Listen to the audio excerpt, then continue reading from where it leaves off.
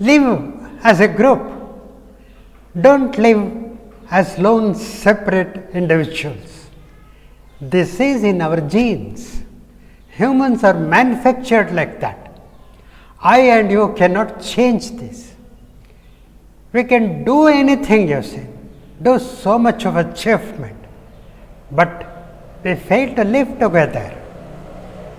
What is that force which drives us to exist here and live here and not commit suicide and kill ourselves? What is that force?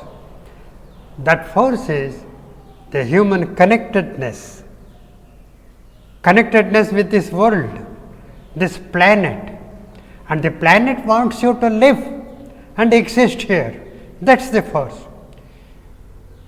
You don't understand it now because you are unable to focus and remain cool, and you are too much fearful and self-occupied.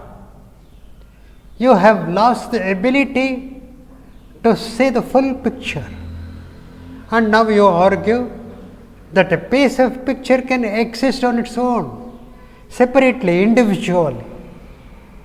It's a grand illusion. It is the height of narcissism. To an insane person, you say, the world outside is not real, but what exists in him, in his mind, is real, isn't it? That is, his fantasy is real.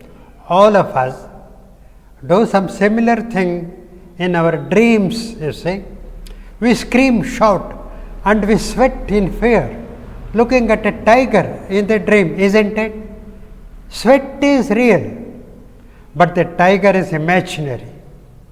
Our descriptions of horrifying scenes in dream are really our own expressions of our anxiety and fear. This is what we do with the outside world also. All of us will have a distorted view of the world, created by our own anxious personality, our mind, by our narcissistic orientation. So, in a sense, all of us are more or less asleep and dreaming, not seeing the world as it is, not seeing people as they are. The result is disconnection. All this is a result of giving too much of importance to this myself. If we develop humility, you see, that is, having a very modest, humble view of our importance, then we see the connectedness of all life patterns. We see their interdependence, interrelatedness. One aspect of man's innate, inborn behavior is to be a part of this tribe and live his life with them. When he loses his ability to see the truth of this, he experiences loneliness, removed from his tribe psychologically. Now, man feels left alone, deserted, uncared, unnoticed. This is a very painful experience, and this is the situation in our modern world for most people. Unfortunately, you see, living as a separate individual is also in our genes,